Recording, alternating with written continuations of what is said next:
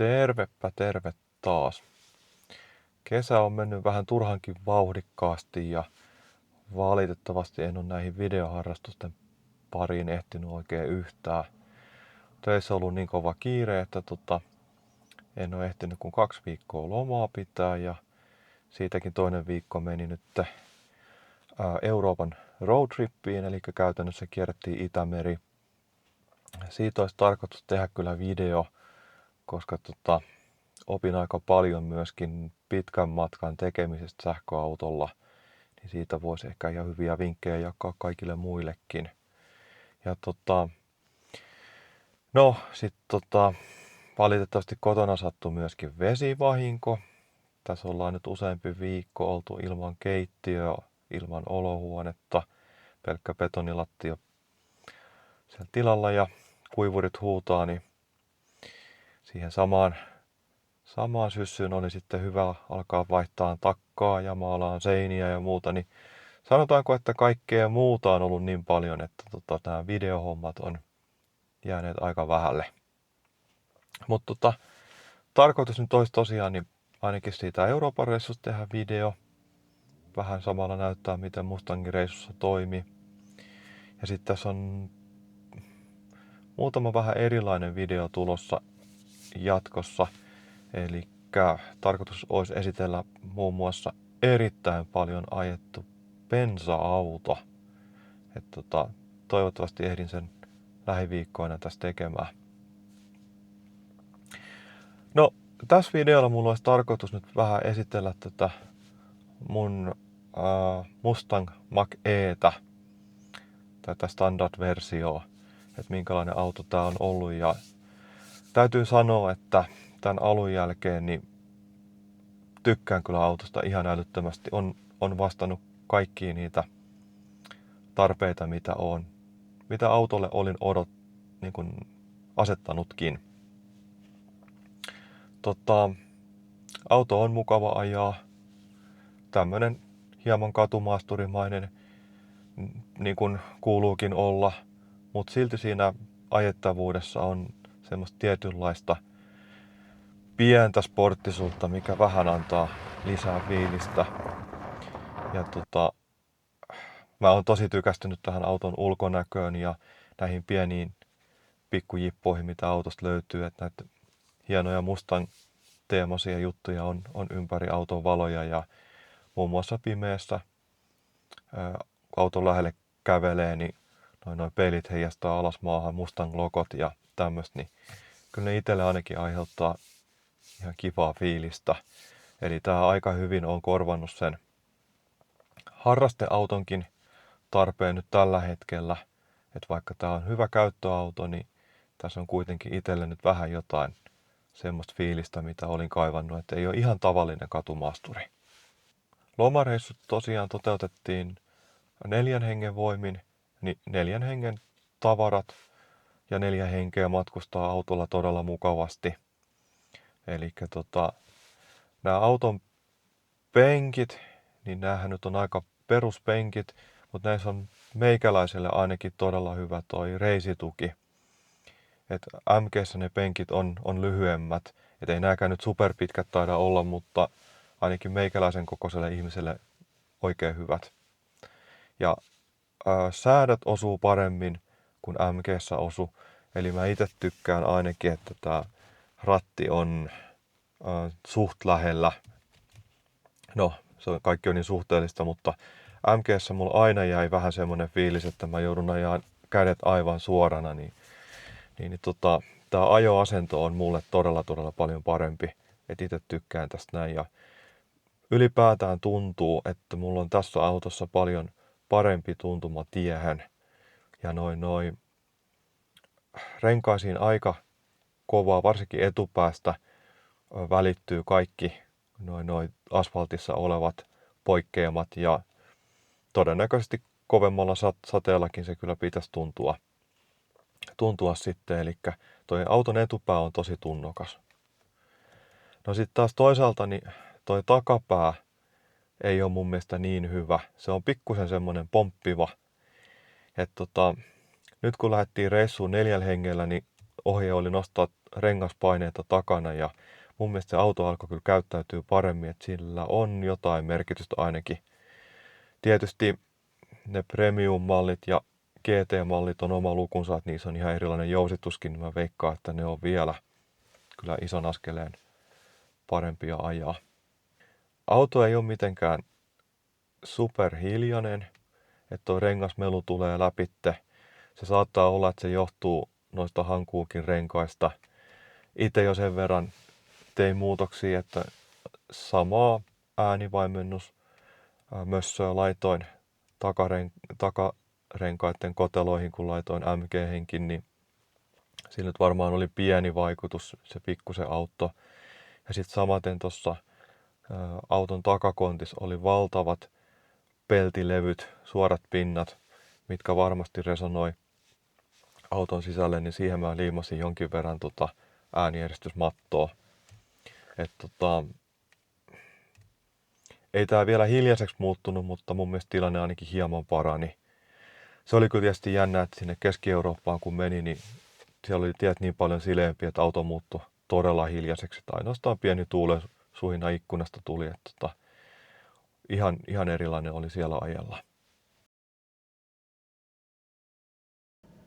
Yksi tämän auton hienoimpia ominaisuuksia on tämä upeasti toimiva ohjelmisto ja varsinkin tämä karttaohjelma. Google-pohjainen hyvinkin pitkälti. Ja tämä myöskin integroituu täysin, jos käyttää Googlen karttaa Android-auton kautta.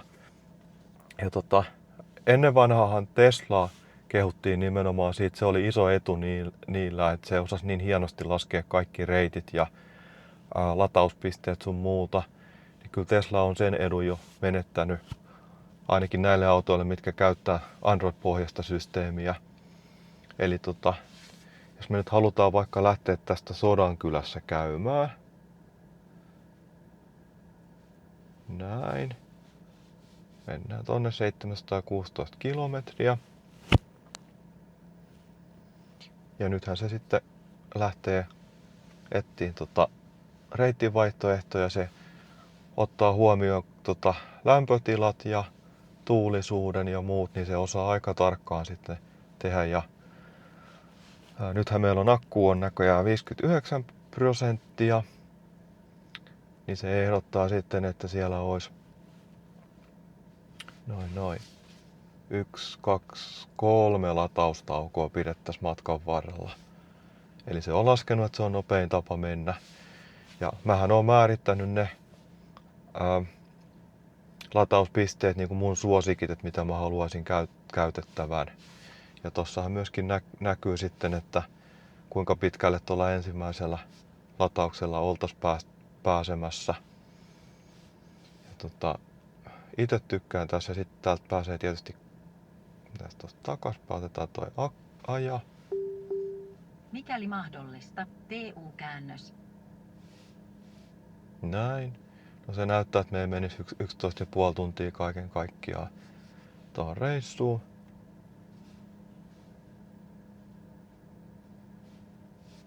Ja tästä kun klikkas näitä pisteitä, niin se näyttää sen paikan, missä se ehdottaa. Se tarjoaa näitä Ford-verkoston kohteita ensin. Ja tää tuolla pitkässä matkassa ainakin toimi tosi hyvin. Ja mulla nyt oli Ionity laitettu suosikiksi, niin se tarjosi niitä Ionity-asemia pääsääntöisesti. Ja sitten tietysti, jos matkan varrella haluaisi tehdä jotain muuta, niin sinne pystyy lisäämään noita. Mennään takaisin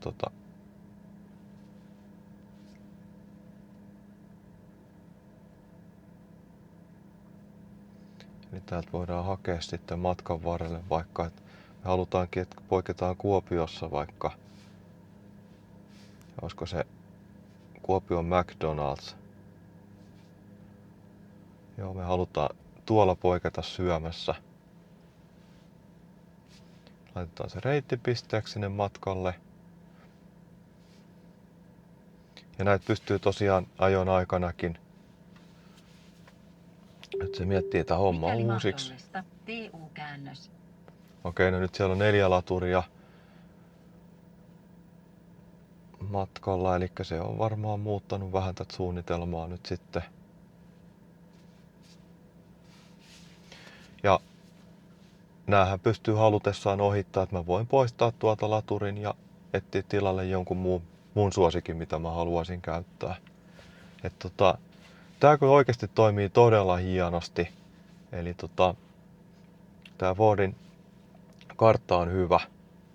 Ja tämähän näyttää myöskin suoraan tuossa näytöllä myös. Tämähän näyttää myöskin suoraan näytöllä ne kaikki, eli tuohon isoon ruutuun ei välttämättä tarvitse katsoa. Ja tuossa näkyy, että siellä on tosiaan range nyt 226 kilsaa ja se ehdottaa, että 136 kilsan päästä olisi toi lataus sitten ensimmäinen. No niin, ja kuten sanoin, niin tää tukee myöskin sitä Android-autoa langattomasti. Ja kun täältä haetaan nyt vaikka se sama Sodankylä, niin se samalla lailla hakee ehdotetut laturit sinne. Jos on tottunut enemmän käyttää puhelimen kautta näitä vaikka. Ja tosta voidaan katsoa ne reittipisteet. Niin se, no katsotaan vaikka tuo ensimmäinen stoppi, mitä se ehdottaa. Niin siellä on nyt 2/4 laturia vapaana, eli se on kiva, kun vielä ennen laturille saapumista voi aina katsoa, että onko se täynnä. Jos se on täynnä, niin voi sitten ajaa seuraavalle. Eli tämä karttaohjelmisto on kyllä todella hieno ja hyvä mun mielestä tässä autossa. Itse tykkään tosi paljon tästä auton käyttöliittymästä, eli täältä päävalikosta löytyy nämä perustoiminnot kaikki. Täällä on nämä auton asetukset on helposti löydettävissä, ajomoodit ja yhdellä polkimella ajot ja sitten nämä kuljettajaa avustavat järjestelmät ja kaikki löytyy mun mielestä todella selkeästi täältä. Ja sitten toi on tavallaan ihan hieno, että täällä on nämä tämmöiset liikkuvat palkit, mistä voi pikakomennoilla niin pikakuvakkeet näihin toimintoihin. Eli tosta voi hypätä suoraan siihen auton omaan navigaattoriin.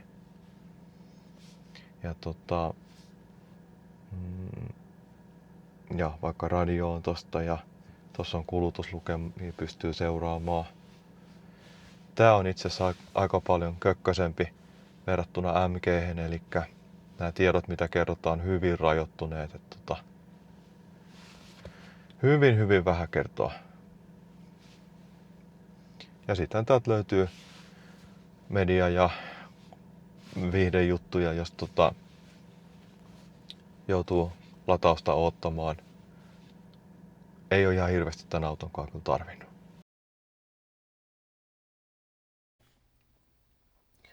Auto käynnistyy täältä ihan painikkeesta. Eli tää on vielä sen verran perinteinen, että auto pitää erikseen käynnistää. Ja sen jälkeen näytölle tulee elo. Ja nykyautoissahan on pakollinen kaistavahti. Mun mielestä toimii tässä aika kivasti, kun laittaa ihan minimille ne avustukset, mutta itse tykkään ottaa sen pois. Fordissa on toteutettu ihan järkevästi, että riittää kun painaa tätä yhtä nappulaa 2 kertaa, niin ilmoittaa, että kaistavahti on pois päältä. Sehän on nykyisin lakisääteinen juttu ja joissain autoissa on todella vaikea ottaa pois. Et luojan kiitos, se on tässä paljon aika simppeli. Vaihteen valitsin. On ihan samanlainen kuin MG:ssäkin, että sieltä löytyy parkki, pakki ja sitten ajovaihde normaali. Eli kun lähdetään liikkeelle, niin käännetään D päälle, drive. L mä en ihan täysin ole ymmärtänyt mikä sen pointti on, mutta se on mukamas vissiin joku alennusvaihde, että se keräisi alamäissä enemmän energiaa, mutta en oikein usko, että sillä mitään käytännössä tekee. Aika turhalta toiminnalta vaikuttaa. Eli nyt kun pakkari on aktiivinen, niin tunnistaa nuo nopeusrajoitukset ja ajaa sen mukaan.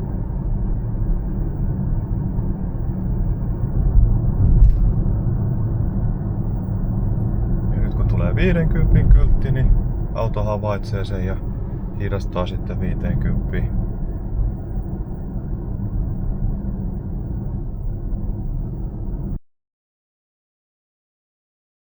Auton peruutuskamerat on todella hyvät. Eli 360 kamera auttaa tosi paljon, joka suunnassa on anturit. Ja kameroiden laatu on tosi hyvä.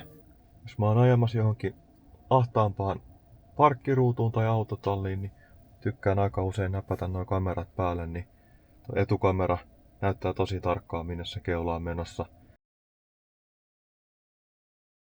Auton pitäisi osata myös itse ajaa parkkiin, eli kun painetaan P-painiketta, niin nyt se sitten tarjoaa, että opasta parkkipaikalle tai aktiivinen pysäköintiavustin. Otetaan aktiivinen pysäköintiavustin. Painetaan P-tä.